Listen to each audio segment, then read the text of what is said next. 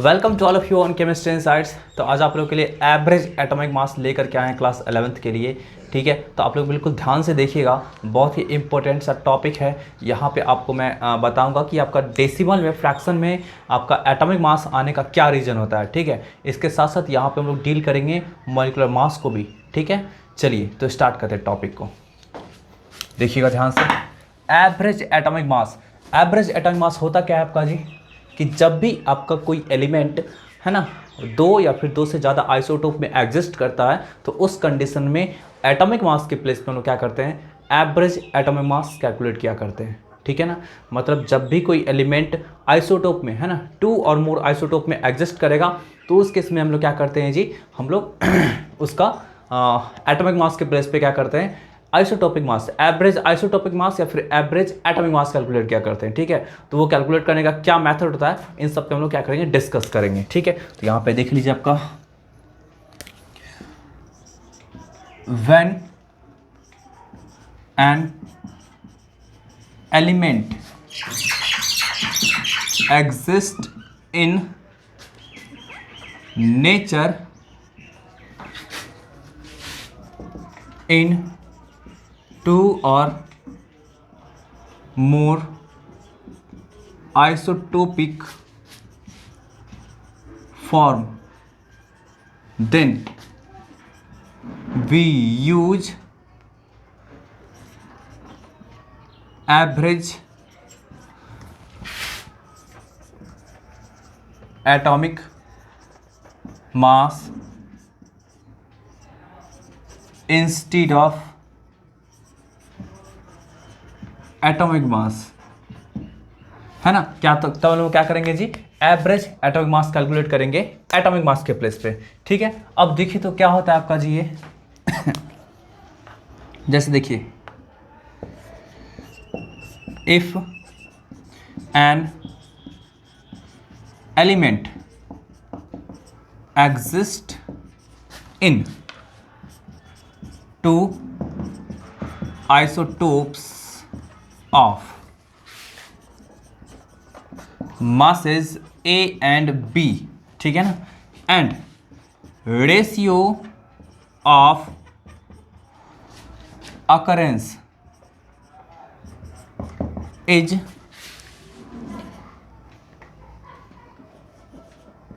M and N, है ना, then देख लीजिए तो क्या होगा जी आपका, average atomic mass is equal to आपका क्या होगा। तो देखिए क्या है आपका जी, यहाँ पे समझिए, कोई एक एलिमेंट है ना, कोई एक element, if an element exist in 2 isotopes, कोई एक एलिमेंट है जो 2 आइसोटोप में एग्जिस्ट कर रहा है, तो क्या है आपका उसका जो आपका ए एंड बी, उसका क्या है आपका एटॉमिक मास है, मतलब आइसोटोपिक मास है उसका। ठीक है ना, एंड रेशियो ऑफ अकरेंस जो है ना आपका एम और एन है ना, ratio of occurrence M N है, मतलब कहने का सेंस से एक आइसोटोप और दूसरा आइसोटोप का जो रेशियो ऑफ अकरेंस है ना, वो आपका क्या है, m/n है। ठीक है ना, m/n, समझ बात आ रही है ना आपका, है ना, m/n है। मान लीजिए आपका क्या होगा कि 100 पार्ट की बात करते हैं, तो हो सकता है 75 पार्ट आपका क्या कर रहा होगा, ये वाला एग्जिस्ट कर रहा होगा, और 25 पार्ट आपका ये वाला एग्जिस्ट कर रहा होगा, कुछ ऐसा बात है। ठीक है, या फिर बोल सकते हैं इसको 3:1 में आपका आकर कर रहा है, ऐसा कुछ। ठीक, तो यहाँ पे देखिए क्या करेंगे जी हम लोग, इसका जो हम लोग निकालेंगे, इसका फॉर्मूला क्या होता है आपका, जो निकल करके क्या आता है आपका फॉर्मूला, तो m को a से मल्टीप्लाई करेंगे और b को n से मल्टीप्लाई करेंगे। यहाँ से देखिए तो m को a से और b को क्या करेंगे, n से, और फिर दोनों रेशियो को क्या करेंगे, ऐड भी कर देंगे, हो गया आपका। फिर दोनों रेशियो क्या किए, ऐड किए, कोई दिक्कत है, m को a से, और जिसका जो रेशियो है उसको मल्टीप्लाई कर देंगे, फिर आपका क्या टोटल रेशियो को डिवाइड कर देंगे, यही आपका हो गया एवरेज एटॉमिक मास। फिर देखिए, इफ परसेंटेज ऑफ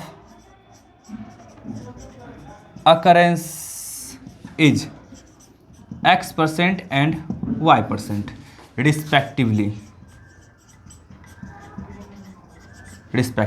मान लीजिए आपका क्या है, परसेंटेज ऑफ अकरेंस जो है ना, मतलब ए एटॉमिक मास वाला जो आपका है एलिमेंट, उसका परसेंटेज जो है नेचर में वो x% है, और बी एटॉमिक मास वाला जो एलिमेंट है उसका परसेंटेज क्या है जी, आपका y% है। तो वहाँ पे हम लोग क्या करेंगे जी, हम लोग वहाँ पे क्या करेंगे, तो जो एवरेज एटॉमिक मास जो निकालेंगे तो क्या आपका होगा, x% है ना, तो x% of A plus y% of b, है ना। तो यहाँ से आपका क्या होगा, इस तरह का आ जाएगा। यहाँ से कैलकुलेट कर सकते हैं हम लोग आराम से, ठीक है ना। कोई दिक्कत है, इसको जल्दी से आप लोग नोट करिए। तो चलिए, ये रहा आपका फर्स्ट क्वेश्चन, आपका एवरेज एटॉमिक मास के बेसिस पे, है ना। देखिए आपका यहाँ पे क्या है, if chlorine exist in nature, chlorine आपका एग्जिस्ट कर रहा है नेचर में आपका क्या, Cl35 एंड Cl37 के रूप में। कहने का सेंस आपका हो गया कि क्लोरीन एक ऐसा क्लोरीन होगा जिसका एटॉमिक मास आपका होगा वो 35 यूनिट होगा, ठीक है ना। एंड आपका क्या होगा, जब का एक ऐसा क्लोरीन होगा जिसका आपका एटॉमिक मास आपका होगा वो 37 यूनिट होगा, इन द रेशियो ऑफ 3:1, है ना। नेचर में इसका एग्जिस्टेंस जो है ना आपका वो 3:1 में है, या फिर इसको बोल सकते हैं परसेंटेज के फॉर्म में 75% and 25% respectively. Then calculate average atomic mass, है ना। तो हम लोग को क्या करना है, एवरेज एटॉमिक मास को कैलकुलेट करना है, ठीक है ना। एकदम 100% समझ में आ रही है ना, मतलब क्वेश्चन एकदम 100% समझ में आया ना, ठीक है। अब चलिए हम लोग क्या कर सकते हैं, बिल्कुल आराम से क्या कर सकते हैं, कैलकुलेट कर सकते हैं। और देखिए इसको कैसे कैलकुलेट करेंगे, तो आपको पता है। सबसे पहले देखिए आपका क्या एटॉमिक मास क्या दिया आपका 35। तो देखिए Cl35 का परसेंटेज कितना दे रखा है आपको, 75 दे रखा है ना। Cl37 का आपका परसेंटेज कितना दे रखा है आपका 25 दिया हुआ है। और रेशियो की बात करेंगे तो रेशियो कितना दे रखा है आपका जी 3 और इसका 1। तो आप चाहे इसका यूज करके बनाए चाहे इसका यूज करके बनाए, दोनों कंडीशन में आपको क्या होगा, आंसर सेम आएगा। यहाँ पे देख लीजिए आपका, यहाँ पे देख लीजिए कैसे कैलकुलेट करेंगे। तो देखिए average atomic mass is equal to, चलिए हम लोग परसेंटेज का यूज कर लेते हैं। 75% किसका है आपका जी, किसका है 35 वाले का ना, तो 35 प्लस 25% किसका है आपका 37 वाले का ना, तो 25/100 इंटू 37। तो यहाँ से आप इसको कैलकुलेट करेंगे, तो कैलकुलेट करने के बाद जो है ना आपका 35.5 आपका आ जाएगा, है ना। 35.5 आ जाएगा, ठीक है। ये भी एएमयू में था, ये भी एएमयू में था, तो पूरा का पूरा होल एज अ एएमयू में होगा, क्योंकि एटॉमिक मास तो हमेशा एएमयू में होगा, है ना। ये आपका इस तरह का आ गया। आप यदि करते हैं, इस्तेमाल करते हैं इसका जी, रेशियो का इस्तेमाल करते हैं, तो देखिए रेशियो का इस्तेमाल कैसे कर सकते हैं आप। रेशियो का देखिए इस्तेमाल करते हैं तो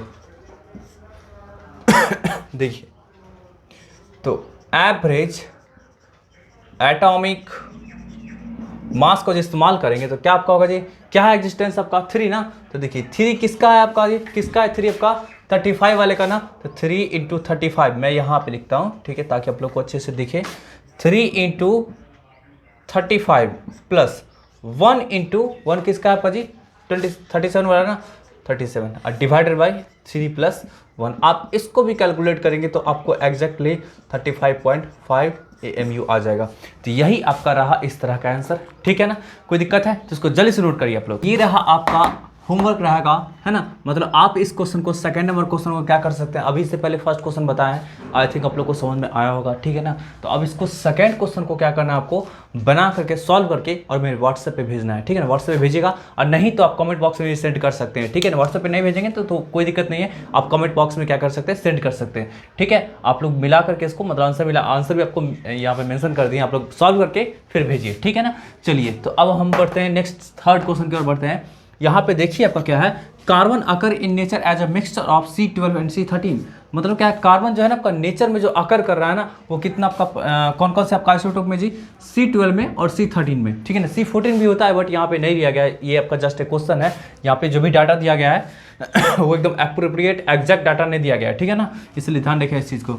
the average atomic mass of carbon is 12.011, है ना। मतलब एवरेज एटॉमिक मास आपका इसका है वो 12.011 है। What is the percentage abundances of carbon in nature, मतलब कार्बन 12 का, है ना, कार्बन 12 का परसेंटेज अकरेंस आपसे पूछा जा रहा है नेचर में, ठीक है। तो कोई दिक्कत नहीं है, आप तो बचपन से पढ़ते आ रहे हैं कि जब भी कुछ भी नहीं मालूम रहता है उसको क्या करते हैं हम लोग जी, एक्सलेट कर लेते हैं, है ना। तो यहाँ पे देख लीजिए आपका percent occurrence of C12 is equal to X% मान लीजिए, है ना। तो परसेंट अकरेंस ऑफ C13 जो आपका हो जाएगा, कितना हो जाएगा 100 - X हो जाएगा। अरे 100 पार्ट में से X पार्ट आपका क्या है, C12 एग्जिस्ट कर रहा है, तो भाई आपका क्या होगा, कितना बचा हुआ पार्ट तो C13 ही होगा ना। मतलब क्या 100 में से X पार्ट आपका क्या होगा, C13 होगा। इस बात को समझे है ना, आई थिंक समझ गए होंगे आप लोग, ठीक है, किसी भी तरीके का दिक्कत नहीं होगा। यहाँ से देखिए तो आपका एवरेज एटॉमिक मास की बात करते हैं, है ना, एवरेज एटॉमिक मास की बात करते हैं तो क्या आपका होगा x% किसका है ना, C12 का ना, तो x/100 इंटू 12 प्लस यहाँ पे देखिए तो 100 माइनस x/100 इंटू 13 और इज इक्वल टू कितना आपका था दिया हुआ जब का, कितना दिया हुआ था आपका 12.01, मतलब यहाँ पे आपका क्या है 12.011 इक्वल टू यहाँ पे कितना आपका हो गया जी, दोनों का आप आराम से एलसीएम वगैरह ले लीजिएगा तो कितना हो जाएगा आपका ये 100 माइनस एक्स, चेक कर लीजिए आप लोग कैलकुलेशन को, ठीक है, मैं चेक कर चुका हूँ। अब यहाँ से सब कुछ कैलकुलेट करते हैं तो x का वैल्यू जो आपको आ जाएगा वो लगभग आपका क्या कितना आ जाएगा जी आपका, इसको इधर मल्टीप्लाई कर देते हैं तो कितना हो जाएगा, मल्टीप्लाई करके दिखाई देते हैं आपको, ये हो जाएगा आपका जी, इसको आप इधर मल्टीप्लाई कर दो तो कितना आपका हो जाएगा जी 1 minus 100 is equal to X, ऐसा कुछ आ जाएगा, ठीक है, ऐसा कुछ आ जाएगा, ठीक। तो अब देखिए यहाँ से आप यदि कैलकुलेट करते हैं x का वैल्यू निकालते हैं, सॉरी ये था आपका 1300 था, ठीक है ना, तो 1300 यहाँ से आप यदि x का वैल्यू निकालेंगे तो आपका 98.9 आ जाएगा x का वैल्यू, ठीक है, x का वैल्यू आपका कितना आ जाएगा 98.9 आ जाएगा, मतलब परसेंटेज आपका क्या होगा जी, therefore percentage of C12 in nature कितना आपका होगा जी 98.9%, ठीक है ना। तो ये आपका इस तरह का निकल गया, ठीक है। तो आप लोग सीख गए एवरेज आइसोटोपिक मास निकालना या फिर एवरेज एटॉमिक मास निकालना, ठीक है। इसमें किसी भी तरीके का कोई दिक्कत है, आई थिंक नहीं होगा दिक्कत, ठीक है। दिक्कत होगा तो आप लोग व्हाट्सएप पे पूछ सकते हैं मेरे से, ठीक है, वहाँ पे भी आपको हेल्प मिलेगा, सपोर्ट मिलेगा, ठीक है। तो चलिए हम लोग चलते हैं नेक्स्ट टॉपिक की ओर, मॉलिक्यूलर मास। ये मॉलिक्यूलर मास होता क्या है, समझिए इस चीज़ को। मॉलिक्यूलर मास होता है ना आपका, जिस तरह एटॉमिक मास को हम लोग डिफाइन किए थे कि ये जो होता है आपका एक प्योरली नंबर होता है जो बताता है, कंपैरिजन करके बताता है कि 1/12 ऑफ C12 के कंपैरिजन में कितना टाइम्स हैवियर है। सिमिलरली आप इसको भी वही कंपैरिजन कर सकते हैं सेम, कि ये आपका क्या होता है ना, प्योरली नंबर होता है जो बताता है कि एक मॉलिक्यूल जो है ना आपका, एक मॉलिक्यूल वो आपका 1/12 पार्ट ऑफ C12 के कंपैरिजन में कितना टाइम्स हैवियर है ना, कितना टाइम्स हैवियर है। तो यहाँ पे सेम डिफिनेशन आप लिख सकते हैं, देखिए आपका क्या होगा, it is the purely number, it is the purely number which implies that a molecule is how much heavier in comparison to the mass of 1/12 of C12 atom, ठीक है। बिल्कुल सेम डेफिनेशन हो गया। तो यहाँ से देख लीजिए आपका मॉलिक्यूलर मास इक्वल टू जो हो गया आपका जी, वो क्या हो गया, मास ऑफ वन मॉलिक्यूल और divided by 1/12 into mass of C12 atom, है ना, मास ऑफ C12 एटम। यहाँ से देखिए तो आपका क्या होगा, ये आपका हो गया, डेफिनेशन क्लियर हो गया, किसी भी तरीके का डाउट नहीं होगा, एकदम सेम आपका क्या सेम डेफिनेशन है एटॉमिक मास की तरह, बस यहाँ पे डिफरेंसेस क्या है, यहाँ पे एक मॉलिक्यूल लगा हुआ है और वहाँ पे एक एटम था लगा हुआ, ठीक है ना, बस यही आपका डिफरेंसेस है, ठीक है। तो यहाँ पे वैसे देखिए आपका ये होता है, ठीक। आप क्या कर सकते हैं ना, आप क्या कर सकते हैं कि मॉलिक्यूलर मास को जो कैलकुलेट करेंगे ना, मॉलिक्यूलर मास को कैलकुलेट करेंगे तो क्या कर सकते हैं आप, आराम से सम ऑफ लिख सकते हैं, यहाँ पे और भी लिख देते हैं आपको, molecular mass of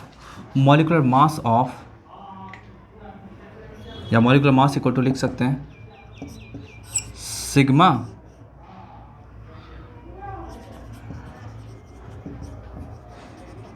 atomic masses, है ना। सिग्मा का मतलब होता है समेशन, मतलब सम ऑफ लिख सकते हैं, सम ऑफ ऑल कंस्टिट्यूएंट्स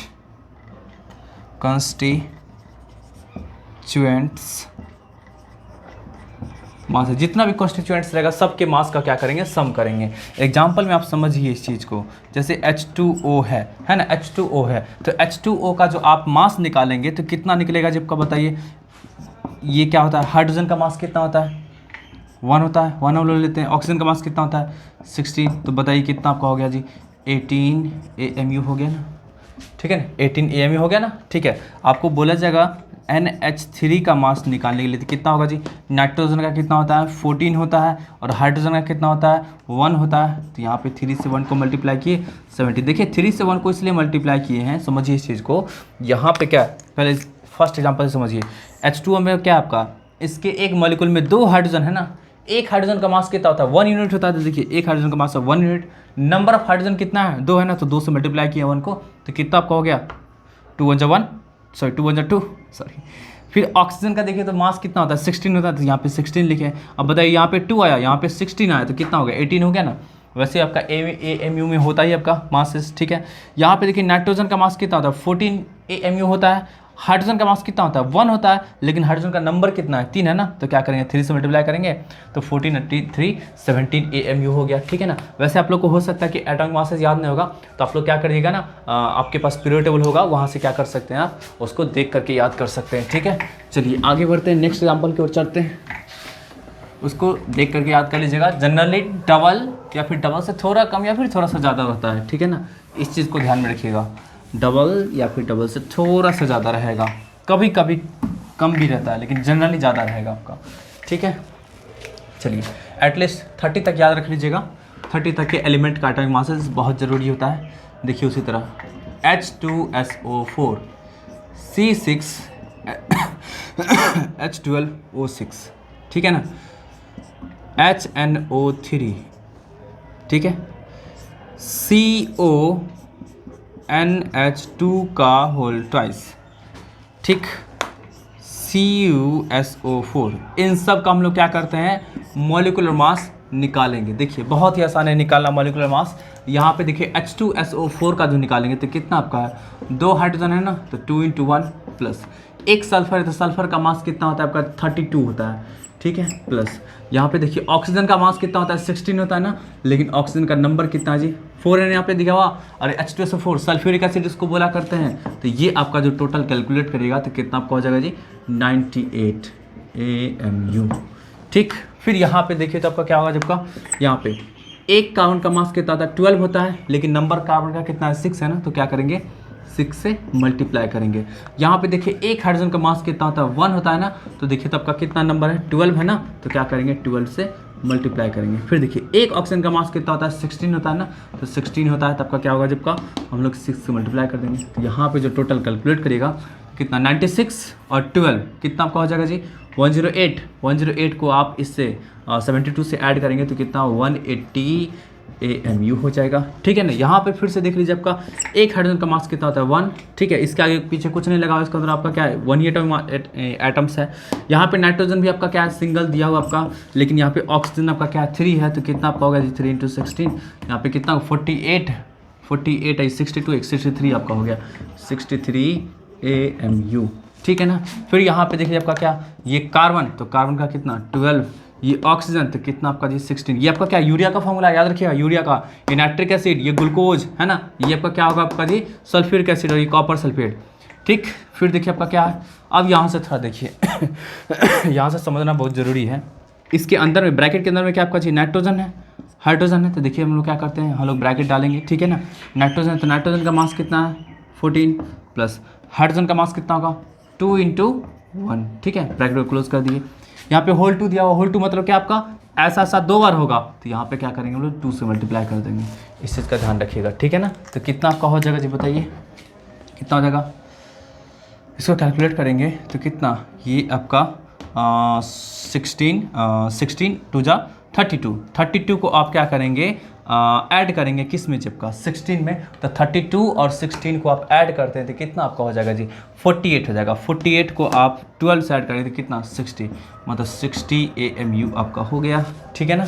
वैसे ऐड वगैरह में कहीं पे दिक्कत होगा तो किसी भी तरह का कोई दिक्कत वाली बात है नहीं, वो सब होता है, ठीक है। कॉपर का देख लीजिए आपका क्या होता है 63.5 होता है, ठीक। सल्फर का कितना होता है 32 होता है, और ऑक्सीजन का कितना होता है आपका जी आपका 16 है ना। नंबर ऑफ ऑक्सीजन कितना है 4 है ना, तो हम लोग क्या करेंगे 4 से मल्टीप्लाई कर देंगे, ठीक है। इधर लिखें ज़्यादा बेहतर रहेगा, वैसे लिखने में कोई दिक्कत है नहीं, लेकिन फिर भी आप लोग सोचेगा सर उधर मल्टीप्लाई किए उधर मल्टीप्लाई किए ठीक है ना। अब यहाँ से देखिए जो भी आपका होगा वैल्यू आप उसको कैलकुलेट करके लिख देंगे, ठीक है ना। इस तरह का बात हो गया। फिर उसी तरह देखिए आपका क्या होगा जब का कि ये रहेगा ऐसा कुछ रहेगा आपके पास ZnSO4.7H2O, ये इसको क्या बोलते हैं हम लोग जी, वाइट विट्रियोल बोलते हैं ना, वाइट विट्रियोल, ठीक है ना। तो आप इसका कैलकुलेट करेंगे तो देखिए Zn का होता है 65, ठीक है ना। सल्फर का होता है आपका 32 है ना, और ऑक्सीजन का कितना होता है आपका 4 × 16, ठीक, प्लस इतना हो गया आपका, ये आपका इस पार्ट का पूरा हो गया। अब देखिए H2O का नंबर कितना 7 है ना, तो H2O का जितना नंबर निकला उसको 7 से मल्टीप्लाई करेंगे तो 7 इंटू देखिए तो हाइड्रोजन कितना आपका जी 2 है ना, तो 2 × 1 प्लस ऑक्सीजन कितना आपका जी एक ही है ना, तो कितना आपका होगा 16, यहाँ से कैलकुलेट करेंगे और जो भी वैल्यू आएगा वही आपका क्या होगा जी इसका मॉलिक्यूलर मास निकल के आ जाएगा, ठीक है ना। एकदम 100% क्लियर है ना, किसी भी तरीके का कोई डाउट नहीं है ना, ठीक है। तो आप क्या कर सकते हैं, ऐसे करके आप मॉलिक्यूलर मास कैलकुलेट कर सकते हैं। तो आप अपने बुक्स में देखिएगा जितने भी कंपाउंड्स होंगे सबके मॉलिक्यूलर मास को कैलकुलेट करके चेक कीजिएगा कि आपका आंसर मैच करता है या नहीं मैच करता है, ठीक है। तो नेक्स्ट वीडियो लेक्चर में हम लोग मूल टॉपिक एक मूल लेकर के आएंगे और वहाँ से फिर आपको जो है वो क्लास जैसे ही आपको देंगे उसका ढेर सारा आपको PDF फाइल मतलब PDF फाइल में ढेर सारा आपको क्वेश्चंस मिलेंगे, व्हाट्सएप ग्रुप पे हम प्रोवाइड करेंगे, ठीक है ना ताकि वहाँ से आप क्या कर सकें सॉल्व कर सकें उसको। तो देखिए जितने भी स्टूडेंट हैं जो व्हाट्सएप ग्रुप से नहीं ऐड हुए हैं तो आप लोग जल्द से जल्द व्हाट्सएप ग्रुप से ऐड हो जाइए। गर्ल्स का व्हाट्सएप ग्रुप अलग रहेगा, बॉयज़ का व्हाट्सएप ग्रुप अलग रहेगा, इसमें किसी भी तरीके का कोई दिक्कत नहीं होगा। व्हाट्सएप ग्रुप से जुड़ना इसलिए इंपॉर्टेंट है ताकि आपको रेगुलरली PDF फाइल मिल सके, क्योंकि हम जो पढ़ा रहे हैं उसके अकॉर्डिंग आपको यदि मान लीजिए क्वेश्चंस नहीं मिलेंगे ना तो फिर आपका पढ़ाई बेकार हो जाएगा, ठीक है। आप नहीं कर पाएंगे सही, अच्छा नहीं कर पाएंगे, क्योंकि आपको जैसे जैसे टॉपिक पढ़ाए जा रहे हैं वैसे वैसे आपको यदि PDF फाइल मिलते हैं तो आप ज़्यादा बेहतर कर सकते हैं, ठीक है। तो आप लोग को व्हाट्सएप नंबर दिया जा रहा है, उस पर सेंड करिए, हाई सेंड करिए अपना नेम के साथ, क्लास के साथ आप सेंड कीजिए व्हाट्सएप में हाई मैसेज, ठीक है। तो आपको हम ग्रुप पे ऐड कर देंगे और फिर PDF फाइल वगैरह देंगे, ठीक है। चलिए फिर मिलते हैं नेक्स्ट वीडियो लेक्चर में।